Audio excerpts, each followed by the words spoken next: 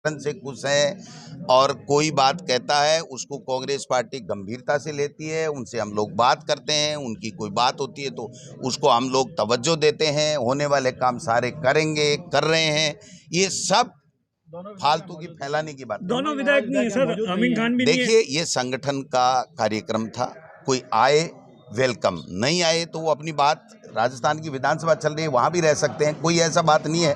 हमने केवल जो कैटेगरी के लोग हैं यहाँ जिले स्तर के ऊपर, उन लोगों का प्रशिक्षण रखा गया है। हमने विधायकों का प्रशिक्षण नहीं रखा, लेकिन चूंकि आते हैं, किसी की सुविधा हो गई आ गया, किसी की सुविधा नहीं हुई नहीं आया, कोई फर्क नहीं पड़ा। राजस्थान विधानसभा के सदन में राजेंद्र राठौड़ ने आरोप लगाया कोयला घोटाले के आरोप है कि कांग्रेस के 5 करोड़ का चंदा देने के बाद एक निजी फर्म का करोड़ रुपए का टैक्स माफ कर दिया गया।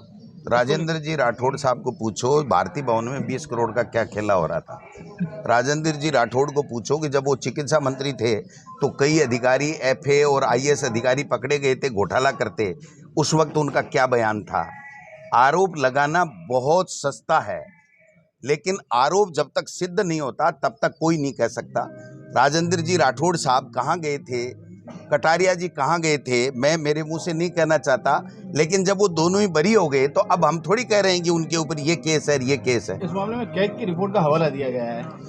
केग की रिपोर्ट में वो विनोद राय जी ने हिंदुस्तान की केग की रिपोर्ट पढ़ी थी, माहौल बना और केंद्र से हमारी यूपीए सरकार बाहर हो गई, और वही विनोद राय आज माफ़ी मांग रहा है कि मैंने तो काल्पनिक लिख दिया था, इसमें कोई चीज़ सत्य नहीं है, मैं माफ़ी चाहता हूं देश से और देश की पार्टियों से।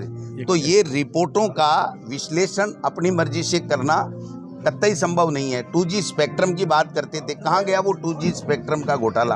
कोई घोटाला हुआ थोड़ी था। तो काल्पनिक रूप से कोई व्यक्ति किसी प्रकार की बात कर दे, उससे कोई नहीं। हम तो प्रमाणित कर रहे हैं कि 400 करोड़ का चंदा राजस्थान से राम मंदिर के नाम से बीजेपी के नेताओं ने इकट्ठा किया कार्यकर्ताओं से, और 100 करोड़ रुपये वहाँ जमा हुए। हम तो रिकॉर्डली ये कह रहे हैं कि 2 करोड़ में जमीन खरीदी और 18 करोड़ में आधे घंटे बाद में वापिस भेज दी। तो वो जो घोटाले हो रहे हैं, आज बीजेपी, हमारे 70 साल में कार्यालय नहीं बने, हमको युवा स्थल में यहाँ कार्यक्रम करना पड़ रहा है। बीजेपी के पूरे हिंदुस्तान में जिले, ब्लॉक और प्रदेश स्तर के ऊपर कार्यालय बन गए, तो वो पैसा ऊपर से बरसा है क्या?